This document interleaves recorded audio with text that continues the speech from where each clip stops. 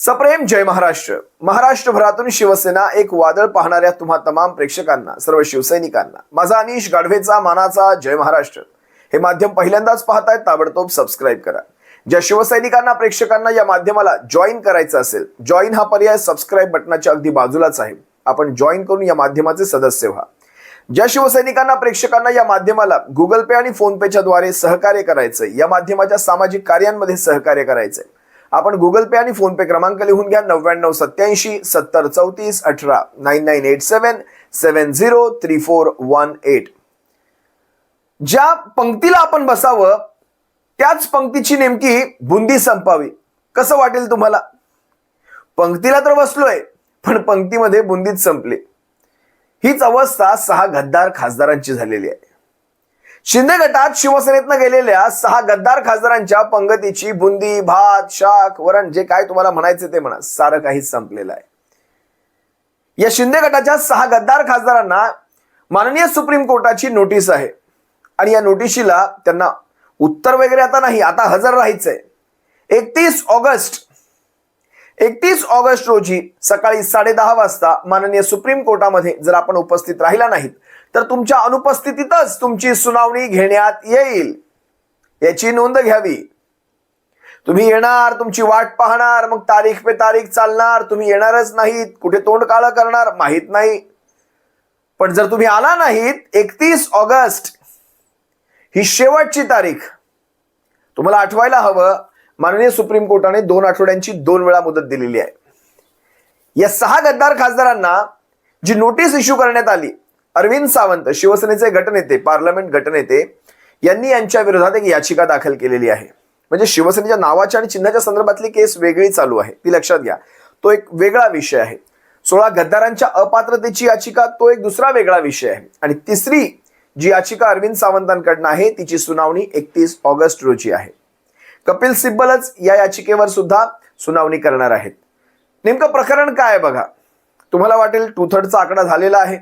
2/3 म्हणजे 6चा आकडा त्यांनी गाठलेला आहे. त्यामुळे त्यांचा आता सध्या तरी ही टर्म पूर्ण होईपर्यंत त्यांचं भविष्य सुरक्षित आहे असं नाहीये. तुमच्या माहितीसाठी सांगतो, 2/3चा जो नियम आहे, परिशिष्ट 10 काय सांगतं, जर तुमच्याकडे कुठल्याही पक्षाच्या त्या म्हणजे विधानसभा असेल, महापालिका असेल किंवा लोकसभा असेल, या सर्वांमधलं त्या ठिकाणचं संख्याबळ, त्याचा 2/3चा आकडा हा पक्षांतरासाठी हा आवश्यक आहे. पहिली अट जी होती ती अट यांनी फुलफिल केली, त्याची पूर्तता ह्यांनी केली, गद्दारांनी पूर्तता केली. जी दुसरी अट आहे ती अशी आहे, ज्यावेळेस आपण 2/3चा तुम्ही फुलफिल करणार, त्याची पूर्तता झाली, पण त्याचबरोबर तुमचा पक्ष सुद्धा जिकडे तुम्ही जात आहात तिकडे विलीन व्हायला हवा. ती अट पूर्ण होते का? तर नाही होते. शिवसेना जागेवर आहे. शिवसेना कुठेही शिंदे गटात गेलेली नाही, त्यामुळे तो विषय संपला. तिसरी अट अशी आहे, तुमचा पक्ष कुठल्या तरी 4थ्या पक्षात विलीन होतोय किंबहुना तुमचा पक्ष कुठल्या तरी 4थ्या पक्षात जातोय किंवा टायप होतोय. अशा वेळेस तुम्हाला जर त्या 4थ्या पक्षाची विचारधारा पसंत नसेल तर तुम्ही स्वतःचा वेगळा गट स्थापन करून तुम्ही तुमचा निर्णय घेऊ शकता. इथे शिवसेनेने कुणाशीही अशी अलायन्स केलेली नाही ज्याचा यांना त्रास व्हायला हवा. जर ह्यांनी उदाहरणार्थ ह्यांनी जर काँग्रेसचं उदाहरण दिलं की काँग्रेस बरोबर गेले, तुम्ही निवडूनच काँग्रेसच्या मतांसोबत आलेला आहात, म्हणजे काँग्रेस, राष्ट्रवादी काँग्रेस, शिवसेना या सर्वांचं मतदान तुम्हाला झालेलं आहे, कारण आपण अलायन्स मध्ये लढलेला आहात. त्यामुळे तोही विषय संपतो की काँग्रेस सोबत गेलो. जो पूर्वी आरोप व्हायचा तो आता होऊ शकत नाही, टेक्निकली हे बसणारच नाही कुठे. काँग्रेस सोबत तुम्ही काँग्रेसचे पंजे सुद्धा गळ्यात घातलेले आहेत, राष्ट्रवादीची तुतारी सुद्धा तुमचे ते गमचे गळ्यामध्ये घातलेले आहेत मशाली सोबत, त्यामुळे तो विषय नाही. त्यामुळे दुसरी अटही तुम्हाला फुलफिल करता येणार नाही. आणि तिसरी म्हणजे तुमचा पक्ष हा बंद होतोय, पक्ष आता समाप्त होतोय, पक्षाचं दुकान काय म्हणतात ते बंद झालेलं आहे. आता तुमच्याकडे पर्याय नाही, त्यामुळे तुम्ही 2/3चा आकडा गाठून तुम्ही 4थ्या पक्षामध्ये मर्जर होताय. ही जर अट असेल तर ही तुमची फुलफिल होत नाही, कारण तशा प्रकारे शिवसेना बंदच झालेली नाही. मग फक्त 2/3चा आकडा ठेवून तुम्ही जर एखाद्या पक्षामध्ये मर्ज होत असाल तर ते कायद्याला मान्य नाही. पक्षांतरबंदी कायद्याला ते अजिबात मान्य नाही. पक्षांतरबंदी कायदा अतिशय कठोर आहे या बाबतीत. अनेक गोष्टी मला तुम्हाला सांगायच्या आहेत, पण तत्पूर्वी एक गोष्ट लक्षात घ्या. एकनाथ शिंदेच्या गटात गेलेल्या 6 गद्दार खासदारांची अपात्रता सुनिश्चित आहे. आज तुम्ही विचार करा, भारतीय जनता पक्षाकडे 9 खासदार, बरोबर, शिंदे गटाकडे 13 खासदार. म्हणजे हे आकलनाच्या पलीकडचं आहे. ज्यावेळेस एकनाथ शिंदेंनी सुरुवातीला हे सर्व कांड घडवून आणला, त्यावेळेस एकनाथ शिंदे स्वतः शिंदे गटातच मर्जर होणार होते. हे डोकं हळूहळू जसजशी वेळ जात गेली, जसजसं कायद्याचं संरक्षण मिळालं, तसं हे डोकं मिळत गेलं आणि त्यानंतर हा वेगळा प्लॅन बी उभा राहिलेला आहे. सुरुवातीचा जो प्लॅन होता हा भारतीय जनता पक्षातलं मर्जर हे एकच होतं, बाकी दुसरा कुठलाही प्लॅन नव्हता. एकनाथ शिंदे भारतीय जनता पक्षातच जाणार होते. शिवसेनेवर क्लेम हे हळूहळू सुचलेलं एक नवं षडयंत्र आहे. हे काही ते वेगळं सांगायची गरज नाही. पण लक्षात घ्या, एकनाथ शिंदेंना आजच्या घडीला एकनाथ शिंदेंना आणि त्यांच्या खासदारांना सगळ्यात मोठी भीती आहे ती पक्षांतर बंदी कायद्याची. आज ह्या 6 गद्दार खासदारांची जर अपात्रता झाली तर ह्यांचं भविष्य, आता तुम्ही लक्षात घ्या, हे खासदार खरं तर भारतीय जनता पक्षातही जाऊ शकत होते, का गेले नाही याचा काहीतरी विचार करा. एकच उत्तर तुम्हाला सापडेल, यांचा जो कोर मतदार आहे हा शिवसेनेचा आहे. ठीक आहे, यांचा जो कोर मतदार आहे हा ठाकरेंचा आहे. कमीत कमी शिवसेना नाव, कमीत कमी धनुष्यबाण याच्या एका सहानुभूतीपायी कमीत कमी या सर्व ठाकरेंचे हे जे शिवसैनिक आहेत हे याच्यातले काहीतरी कन्वर्ट होऊन आम्हाला मतदान करतील. त्यानंतर भारतीय जनता पक्षाची ताकद वापरली जाऊ शकते आणि यानंतर आपली खासदारकी आपण सेव्ह करूयात. अशा प्रकारची डोक्यामध्ये विचार घेऊन या खासदारांनी पक्षांतर केलं. पण आता त्यांना कळून चुकलेलं आहे की आपापल्या मतदारसंघामध्ये, आज मी धाराशिवमध्ये पाहिलं, गद्दार नावाचे बॅनर लागले आणि सर्वसामान्य मतदारांनी त्याच्यावर लिहिलेलं आहे, आमचं मत आम्हाला परत करा. जर मतदार अशा प्रकारे जर लिहू लागले तर या खासदारांनी, या नगरसेवकांनी, ज्यांना आता प्रवेश करून घेतला जातो एकनाथ शिंदेंच्या उपस्थितीमध्ये, या नगरसेवकांनी आपल्या भविष्याचा आता विचार करावा. धाराशिवच्या खासदाराला वाटलं त्याला मिळालेलं 2-2.5 लाखांचं जे मताधिक्य आहे, हे मताधिक्य स्वतःच्या नावावर, स्वतःच्या वडिलांच्या नावावर किंवा स्वतःच्या काय म्हणावं आता ते, मला त्या विषयामध्ये जायचं नाही, पण यांच्या नावावर मला मिळालेलं आहे का? हा जर त्यांचा भ्रम असेल तर त्या भ्रमाचा भोपळा लवकरच फुटेल. तो मतदारसंघ संपूर्णपणे शिवसेनेचा आहे. आता ह्यांचा आरोप होता की आमचे सदस्य निवडून आले नाहीत, आमचे ग्रामपंचायत सदस्य निवडून आले नाहीत, एवढा मोठा मी खासदार. मग हे का निवडून आले नाहीत याचं थोडं आत्मपरीक्षण स्वतःही करावं की आपलं काय चुकलं ह्या सर्वांमध्ये. आपलं काहीतरी चुकलं म्हणून मी एकनाथ शिंदेच्या गटामध्ये प्रवेश घेईल आणि त्यातून मी स्वतःला मजबूत ठेवण्याचा प्रयत्न करेल, तर ह्याला राजकीय मूर्खपणा म्हणतात. राजकारणामध्ये सुद्धा तत्व, निष्ठा आणि विचार हे फार महत्वाचे आहेत. आता विचार करा, एकनाथ शिंदे यांच्या गटामध्ये जे काही आमदार, जे काही खासदार आहेत, हे का धनुष्याशिवाय लढू शकत नाहीत? तुम्हाला मी आजच सांगतो, कोर मतदार हा ठाकरेंचा आहे, शिवसेनेचा आहे. हा यांना पुन्हा निवडून देणार नाही. आणि भारतीय जनता पक्षाच्या कमळावर जर कधी उभं राहायची वेळ आली तर हा सर्व मतदार ह्या कमळाच्या विरोधात मतदान करणार. त्यामुळे तो रोष नको म्हणून कमीत कमी धनुष्य आणि शिवसेना हे नाव पाठीशी घेऊन यांचा चालण्याचा एक वेगळा प्रयत्न आहे. ही गोष्ट आता कळून चुकलेली आहे. त्यानंतर तुम्ही विचार करा, भारतीय जनता पक्ष सुद्धा यांना थेट आपल्यामध्ये घेत नाही. कारण जोपर्यंत हा खेळ यशस्वी होतोय, जोपर्यंत कोर्टाकडून एक अगदी त्याच्या अंतिम टोकापर्यंतची वेळ आपल्याला मिळते, अंतिम टोक म्हणजे जोपर्यंत कोर्टाकडनं खरंच वेळ काढून घेता येईल तोपर्यंत, पण एका विशिष्ट वेळेनंतर कोर्ट सुद्धा तुम्हाला वेळ देऊ शकत नाही. त्यावेळेस मात्र मर्जर करवून घ्यायचं. तोपर्यंत जमेल तेवढी शिवसेना डॅमेज करणं हे एकमेव भारतीय जनता पक्षाचं काम आहे. शिवसेना किती जास्त डॅमेज होईल एवढं भारतीय जनता पक्षाचा फायदा होईल. त्यामुळे शिवसेना डॅमेज करण्यासाठी एकनाथ शिंदे यांच्या गटाचं वेगळं अस्तित्व ठेवणं हे सुद्धा भारतीय जनता पक्षाच्या दृष्टीने अतिशय हिताचं आहे. त्यामुळे एकनाथ शिंदेच्या पक्षाला जे चुटकीसरशी जे भारतीय जनता पक्षात विलीन करून घेऊ शकतात, त्यांना चुटकीसरशी विलीन करून घेण्यापेक्षा एक राजनैतिक काय बोलतात त्याला, सूझबूझ म्हणू शकता तुम्ही, आणि त्यांना वेगळं ठेवून शिवसेनेचं नुकसान करवत आहेत. तुम्ही एक गोष्ट लक्षात घ्या, समजा एकनाथ शिंदेचा उद्या जाऊन कधी भारतीय जनता पक्षामध्ये प्रवेश झाला तर फायदा कुणाचा आहे, नुकसान कोण? याच्यात सर्वस्वी फायदा हा फक्त आणि फक्त भारतीय जनता पक्षाचा आहे. एकनाथ शिंदेचा यामध्ये फायदा नाही. ज्या क्षणी एकनाथ शिंदेचा प्रवेश होईल त्या क्षणी ते कमळाचे उमेदवार राहतील, कमळाची माणसं राहतील. धनुष्य आणि शिवसेना नाव हे पुन्हा मूळ शिवसेनेकडे गेलेलं असणार आणि मूळ शिवसेनेचं आपला कोर अजेंडा फिक्स आहे. मराठी माणसाच्या न्याय हक्कासाठी आणि हिंदूंच्या न्याय हक्कासाठी, पण आमचं हिंदुत्व हे सर्व समावेशी हिंदुत्व आहे. आम्ही सर्व समाजाला 18 बलुती 12 ते काय म्हणतो आपण, सगळ्या जाती धर्म पंथ प्रांतांना सर्वांना घेऊन आम्ही पुढे चाललेलो आहोत. पण एकनाथ शिंदेचं जे दाखवण्याचं हिंदुत्व म्हणजे खायचे दात आणि दाखवायचे दात यांच्यामध्ये जो फरक आहे तो फरक आता स्पष्ट झालेला आहे. म्हणजे ज्यावेळेस परभणीमध्ये तुम्ही मुस्लिम महापौर दिला म्हणून तुम्ही आटापिटा करणारे आज तुम्ही स्वतः मुस्लिम आमदार परभणीतनं देतात. या सर्व गोष्टींमुळून जनतेला काय मिळायचंय, काय धडा मिळायचा तो मिळून जातोय. पण एक लक्षात घ्या, एकनाथ शिंदे आता स्वतःचे उमेदवार देऊ शकणार नाहीत.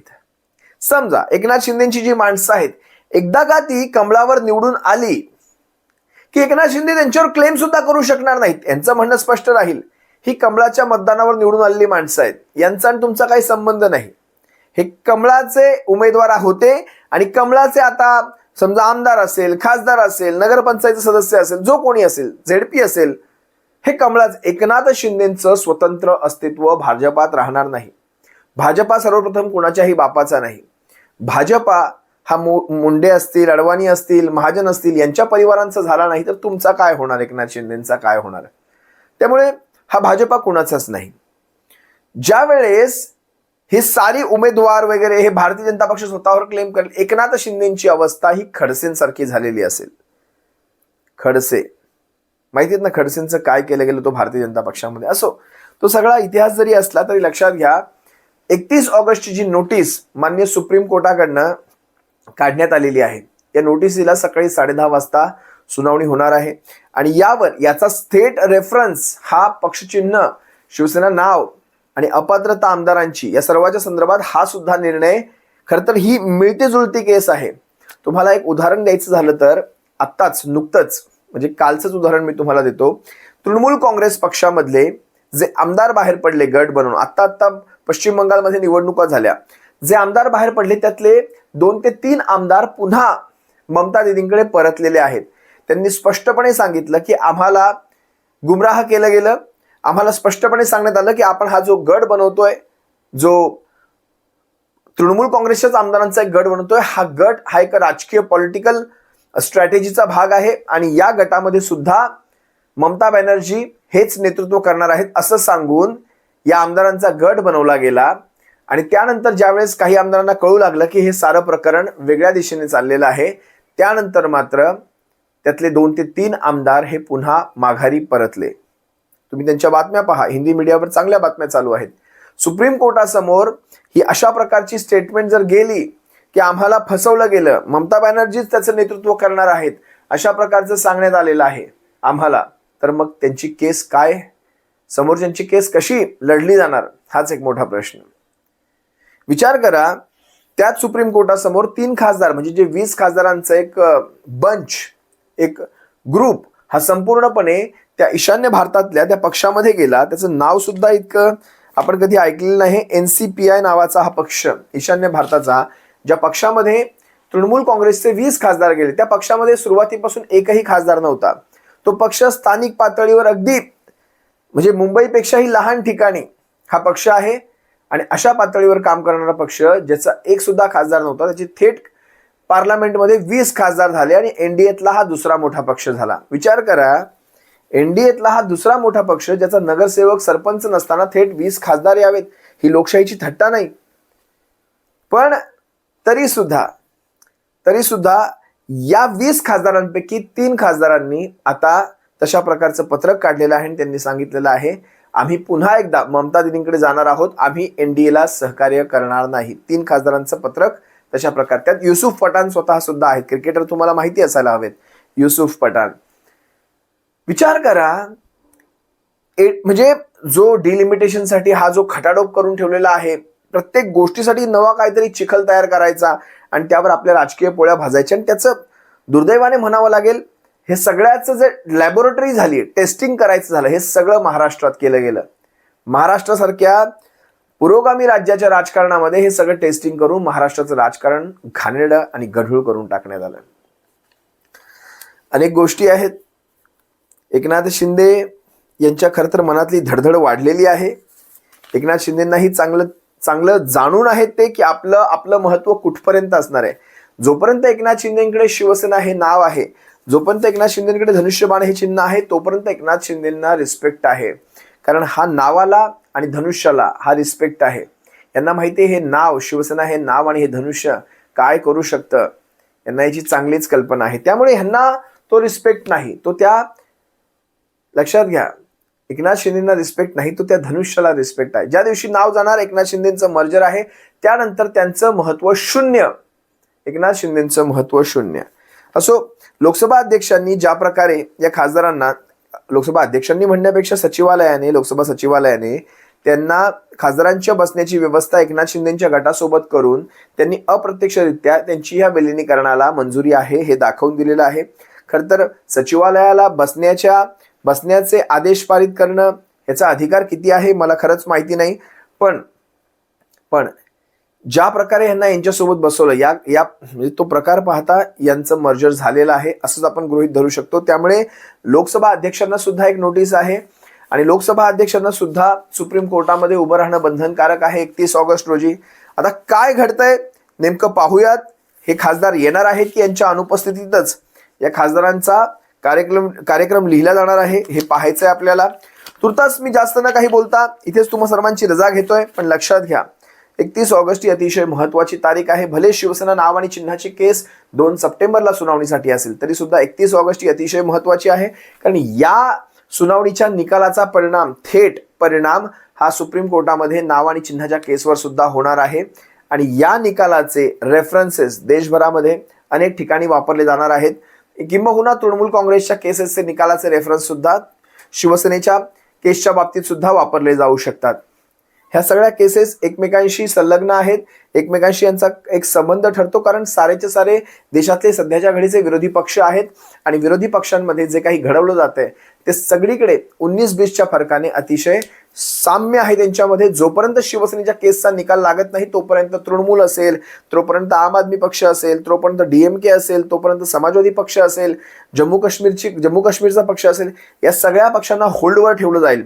कारण शिवसेनेच्या केसमध्ये नेमकं काय घडतंय त्यांना पाहायचंय. त्यानंतर टेक्निकली या सर्व पक्षांमध्ये सुद्धा फोड करण्यात येईल आणि त्यांची खासदारांची संख्या वाढवण्यात येऊ शकते डिलिमिटेशनसाठी. नेमकं काय घडतंय या सर्वांमध्ये माननीय इलेक्शन कमिशन ऑफ इंडिया असेल, मान्य न्याय व्यवस्था असेल, या सगळ्यामध्ये कशा प्रकारे योग्य प्रकारे निर्णय देऊन या सगळ्या प्रकारांना आळा घालेल हे पाहणं आता जास्त औत्सुक्याचं असेल. तुर्तास मी तुम्हा सर्वांची रजा घेतो. सप्रेम जय महाराष्ट्र. काळजी.